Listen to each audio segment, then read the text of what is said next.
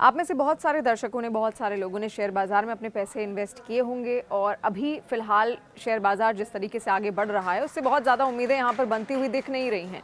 तो अब अनुमान लगाए जाने लगे हैं कि आखिर ये जो गिरावट है, आखिर क्यों इतनी ज़्यादा गिरावट शेयर बाजार में इस वक्त देखने को मिली है। आपका जो पैसा आपने शेयर बाजार में लगाया है, क्या वो आपको फ़ायदा पहुँचाएगा, क्या वो आपको प्रॉफिट पहुँचाएगा, या फिर वो डूबने की कगार में है। अब क्या कुछ है, आप इस खबर में अच्छे से बारीकी से समझिए। शेयर बाजार में स्मॉल और मिड कैप कंपनियों के शेयरों में भारी गिरावट इस वक्त देखने को मिल रही है और पिछले कुछ महीनों से जारी इस गिरावट ने निवेशकों के 18 लाख करोड़ रुपए खाक कर दिए हैं। देखिए, ये गिरावट भू राजनीतिक तनाव और शेयरों के अधिक मूल्यांकन की वजह से हुई है। तो आइए अब जानते हैं कि ये स्थिति आखिर बनी कैसे और भविष्य क्या हो सकता है। क्या वो भविष्य हमें नुकसान पहुंचाएगा या फिर फायदा। निफ्टी मिड कैप 100 और निफ्टी स्मॉल कैप 100 इंडेक्स में लगातार चौथे दिन गिरावट दर्ज की गई और 28 फरवरी को इन इंडेक्स में 3% तक की गिरावट दर्ज की गई थी। ये गिरावट भू राजनीतिक चिंताओं और बाजार में बिकवाली के कारण हुई और निफ्टी स्मॉल कैप 100 ने अपने चरम से 25% से अधिक की गिरावट दर्ज की, जिससे बाजार पूंजीकरण में 5.25 लाख करोड़ रुपए की कमी आई है। और वहीं निफ्टी मिड कैप 100 ने अपने चरम से 21% की गिरावट दर्ज की है, जिससे 13.35 लाख करोड़ रुपए का नुकसान हुआ है।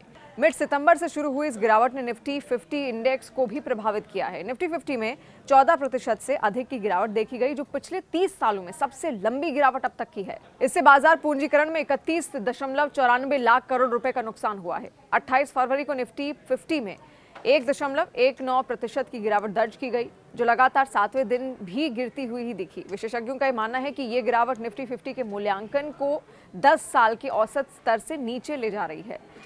आईसीआईसीआई प्रूडेंशियल के मुख्य निवेश अधिकारी एस नरेन ने निवेशकों को स्मॉल कैप और मिड कैप शेयरों के अधिक मूल्यांकन के प्रति सतर्क रहने की चेतावनी भी दी है। सेबी के अध्यक्ष माधवी बुच ने भी 1 साल पहले म्यूचुअल फंड कंपनियों को इस बबल यानी कि अत्यधिक मूल्यांकन के प्रति सतर्क रहने की सलाह दी थी।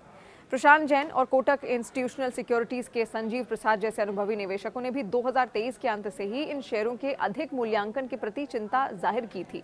और प्रशांत जैन ने कहा कि ये गिरावट अप्रत्याशित नहीं थी, जबकि संजीव प्रसाद ने इसे मिड कैप मैडनेस तक बता दिया था। हेलियोस कैपिटल के संस्थापक समीर अरोड़ा ने बताया कि बुल रन यानी कि तेजी के दौर के दौरान स्मॉल कैप और मिड कैप शेयर 6 से 8% प्रतिवर्ष की दर से बेहतर प्रदर्शन करते हैं। हालांकि जब करेक्शन होता है तो ये निवेशकों की अपेक्षा से ज्यादा होता है। पिछले 3 सालों में निफ्टी का प्रदर्शन इतिहास में सबसे कम रहा है, लेकिन लंबे समय यानी कि 7 साल के आसपास में निफ्टी और निफ्टी 500 ने 13 से 16% का औसत रिटर्न भी दिया है।